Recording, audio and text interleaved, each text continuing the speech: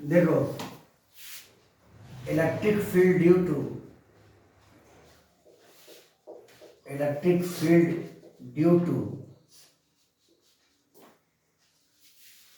infinitely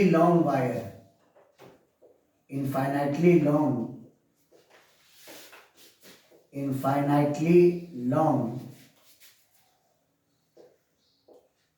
thin पतला, लंबा हो, thin charged wire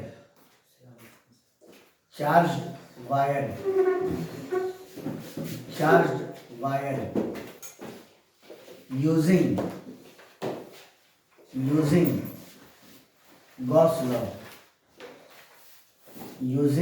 Gauss law, समझ गए? जो गॉस लॉ का एप्लीकेशन है इलेक्ट्रिक फील्ड को निकालने का, तो उसमें कल जो बताए थे वो तो बताए ही थे। आज निकालना है एक infinitely long thin charge wire हो, एक पतला सा इनफाइनाइटली लॉन्ग वायर ले लो, समझ गए? और इसके पूरे लेंथ पर चूंकि पतला है तो जो भी चार्ज डिस्ट्रीब्यूट होगा वो उसके लेंथ पे डिस्ट्रीब्यूट होगा। इसके लेंथ पर आप चार्ज को यूनिफॉर्मली डिस्ट्रीब्यूट कर दीजिए।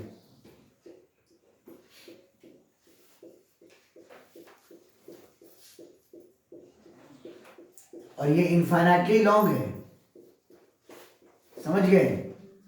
और इस वायर से परपेंडिकुलर दूरी, यानी ये लाइन परपेंडिकुलर हो, ये वाला लाइन वायर के, यहाँ पे कोई पी पॉइंट ले लो और वायर से पी की दूरी क्या ले लो, आर। तो आपको पी पर इलेक्ट्रिक फील्ड कैलकुलेट करना है, आपको पी पर निकालना है क्या, इलेक्ट्रिक फील्ड, समझ गए? ऐसे जो चाहिएगा कि निकालेंगे तो बहुत लंबा मेथड हो जाएगा। स्मॉल एलिमेंट लोगे, उसका फील्ड निकालोगे, है ना, बहुत लंबा मेथड है। हमको निकालना है किस लॉ से, गॉस लॉ से, है ना। तो we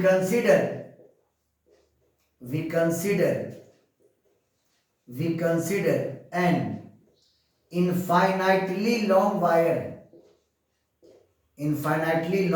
wire over which charge is distributed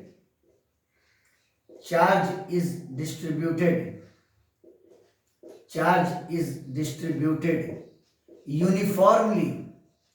charge को डिस्ट्रीब्यूट किया है कैसे, यूनिफॉर्मली ओवर इट्स लेंथ, उसके लेंथ पर चार्ज को आपने यूनिफॉर्मली डिस्ट्रीब्यूट किया। बोलो क्लियर है? अब देखो, चूंकि इसकी लंबाई इनफाइनाइट है तो चार्ज भी जो डाले होंगे तो वो इनफाइनाइट वैल्यू का होगा, तो चार्ज इन्फिनिटिव तो हम ले नहीं सकते हैं। उसके लिए लोगों ने तरीका बताया, एक टर्म लैम्डा, ये लीनियर चार्ज डेंसिटी है। ये क्या है बोलो, लीनियर चार्ज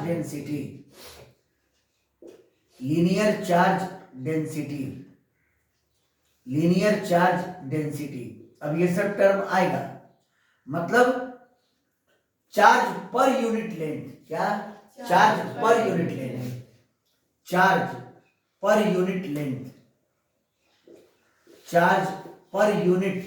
लेंथ, बोलो क्लियर है? कहने का मतलब एक यूनिट के लेंथ पर, यानी एक मतलब 1 मीटर के लेंथ पर जो चार्ज होगा वो कितना होगा, लैम्डा। समझ गया बात को? कहीं भी 1 मीटर लोगे, यूनिफॉर्म डिस्ट्रीब्यूशन है, कहीं भी 1 मीटर का लोगे कितना चार्ज होगा, लैम्डा। 1 मीटर लोगे कितना चार्ज होगा, लैम्डा। समझ गया बात को? यानी चार्ज ऑन 1 मीटर, 1 मीटर के लेंथ पर चार्ज कितना होगा, लैम्डा। इस बात को याद रखिएगा, बात फॉलो किए। चलिए, आपको पी पर निकालना है क्या, इलेक्ट्रिक फील्ड। कितना उतारो पहले, एक्चुअली आपने क्या किया, आपको पी पर क्या निकालना था, इलेक्ट्रिक फील्ड। पी से होते हुए आपने एक सिलिंड्रिकल सरफेस बनाया, है ना। सिलिंड्रिकल इसलिए क्योंकि ये जो गॉसियन सरफेस बनेगा वो इस दिए गए चार्ज के रिस्पेक्ट में क्या होगा, सिमेट्रिकल होगा। बात फॉलो की है। इस गॉसियन सरफेस यानी इस सिलेंडर का रेडियस r लिया और लेंथ कितना लिया, l। अब सिलेंडर में 3 पार्ट होता है, एक होता है कर्व सरफेस, एक होता है टॉप सर्किल और एक होता है क्या, बॉटम सर्किल। बोलो क्लियर है। तो हमको तीनों पर फ्लक्स कैलकुलेट करना होगा। सबसे पहले हम बात किया कर्व सरफेस की, तो कर्व सरफेस पर एक पॉइंट P ऑलरेडी है। बोलो P पर मैंने क्या लिया, एक एरिया एलिमेंट। बोलो क्लियर है, क्या लिया, एरिया एलिमेंट। और P पर जो इलेक्ट्रिक फील्ड होगा वो उस डायरेक्शन में होगा जो वायर के क्या है, परपेंडिकुलर है। वायर के क्या है, परपेंडिकुलर है। और चूंकि चार्ज पॉजिटिव है तो चार्ज से अवे होगा, तो P पर ये डायरेक्शन हो गया किसका, इलेक्ट्रिक फील्ड का।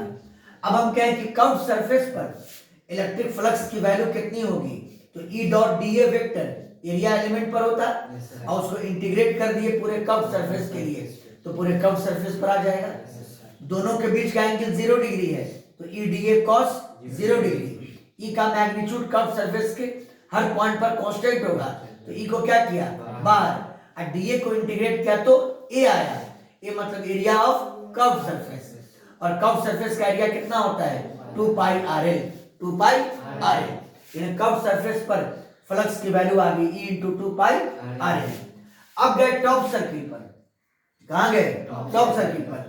अगर वहां पर कोई एरिया एलिमेंट लेते हैं तो एरिया वेक्टर हमेशा सरफेस के परपेंडिकुलर, एरिया वेक्टर सरफेस के परपेंडिकुलर। तो इस सरफेस के, जैसे यहां पर आप एरिया वेक्टर लिए हैं तो परपेंडिकुलर लाइन ये ना होगा, बोलो, तो ये आपका एरिया वेक्टर हुआ। लेकिन इस पॉइंट पर जो इलेक्ट्रिक फील्ड होगा वो वायर के परपेंडिकुलर, चार्ज पॉजिटिव है तो अवे, और दोनों के बीच का एंगल कितना, 90 डिग्री, फ्लक्स क्या हो जाएगा, 0। सेम मामला है बॉटम सर्किल पर। यहां पर आप एरिया एलिमेंट लिए, एरिया वेक्टर सरफेस के परपेंडिकुलर आउटवर्ड, बोलो, और इलेक्ट्रिक फील्ड वायर के परपेंडिकुलर, और चार्ज पॉजिटिव है तो चार्ज से अवे, दोनों के बीच का एंगल कितना, 90 डिग्री। इन्हें दोनों टॉप सर्किल और बॉटम सर्किल पर फ्लक्स कितना आ गया, 0 आ गया। इसका मतलब इंटायर सिलिंड्रिकल सरफेस पर नेट फ्लक्स का मान कितना हुआ, फाई बराबर E इंटू 2 पाई RL। E इंटू कितना, 2 पाई RL। बोलो क्लियर है। अब लगाओ गॉस लॉ। क्या लगाओ, गॉस लॉ। क्योंकि गॉस लॉ वैलिड है हर क्लोज सरफेस के लिए, हर क्लोज सरफेस के लिए। तो ये सिलेंडर एक क्या है, क्लोज सरफेस है। तो according to Gauss law, according to Gauss law, according to Gauss law, flux through the cylindrical surface, flux through the cylindrical surface, flux through the cylindrical surface phi।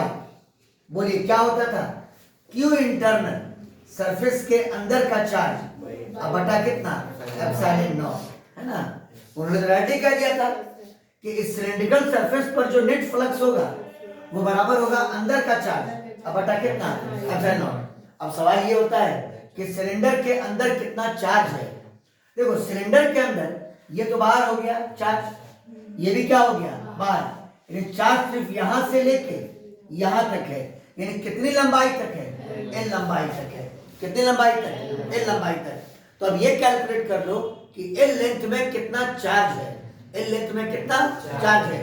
तो शुरू में कह दिए थे लीनियर चार्ज डेंसिटी लैम्डा था, यानी 1 metre पर charge कितना था, लैम्डा, यानी L मीटर पर चार्ज कितना होगा, L लैम्डा। क्या होगा, L लैम्डा। यानी इसके अंदर जो नेट इंटरनल चार्ज हुआ वो कितना हुआ, L लैम्डा। Q इंटरनल जो हुआ इसके अंदर वो हुआ L into lambda, L into कितना, लैम्डा। बोलो क्लियर है। तो बताओ Q इंटरनल क्या लिखे, बोलो L lambda, L lambda divided by कितना, एप्सिलॉन नॉट। इसको मान लिया क्वेश्चन नंबर कितना, सेकंड। और अगर दोनों को अब इक्वेट कर दें, क्योंकि ये भी सिलिंड्रिकल सरफेस पर ही फ्लक्स का वैल्यू है और ये भी सिलिंड्रिकल सरफेस पर ही फ्लक्स का वैल्यू है। अगर दोनों इक्वेशन को इक्वेट कर दें तो from 1 and 2, from 1 and 2, E into 2 pi RL, E into 2 pi RL बराबर L लैम्डा अब बटा कितना एप्सिलॉन नॉट। L से L क्या हो गया कैंसिल, यानी E का वैल्यू आ गया अब lambda by 2 pi epsilon not into कितना R, 2 pi epsilon not into R। हर जगह कुछ थोड़े आपको पॉइंट चार्ज के इलेक्ट्रिक फील्ड का फॉर्मूला मिलेगा, ये कोई पॉइंट चार्ज नहीं ना था, ये एक चार्ज का डिस्ट्रीब्यूशन था। समझ गया बात को। तो साबित हो गया कि एक इनफाइनाइटली लॉन्ग वायर से r दूरी पर अगर कोई पॉइंट लिया जाए तो इलेक्ट्रिक फील्ड का वैल्यू कितना होगा lambda by 2 pi epsilon not into r, जहां पे लैम्डा क्या है लीनियर चार्ज डेंसिटी है, लीनियर चार्ज डेंसिटी है। उदाहरण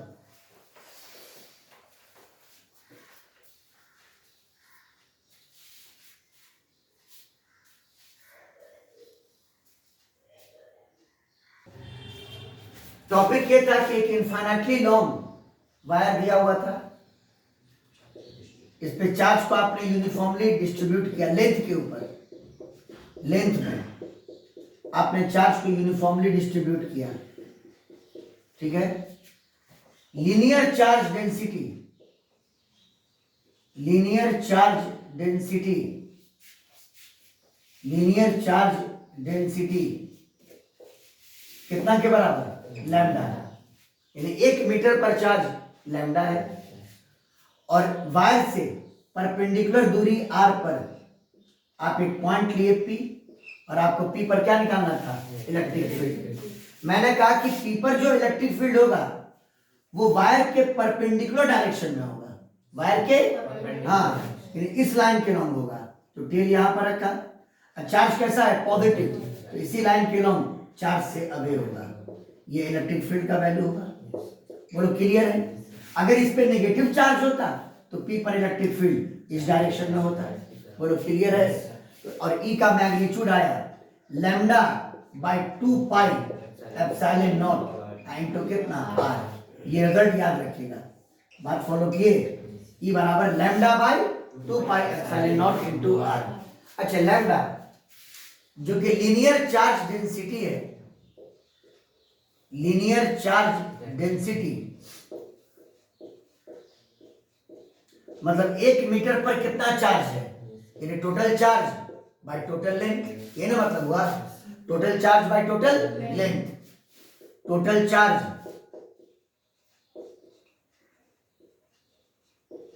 बाय टोटल लेंथ। तो अगर पूछे कि लैम्डा का ऐसा यूनिट क्या होगा तो बोलो क्या बोलोगे कूलम पर मीटर, क्या बोलोगे कूलम पर मीटर, हाँ कूलम पर मीटर, ये लैम्डा का ऐसा यूनिट हो गया। बात आई समझ में, कोई दिक्कत।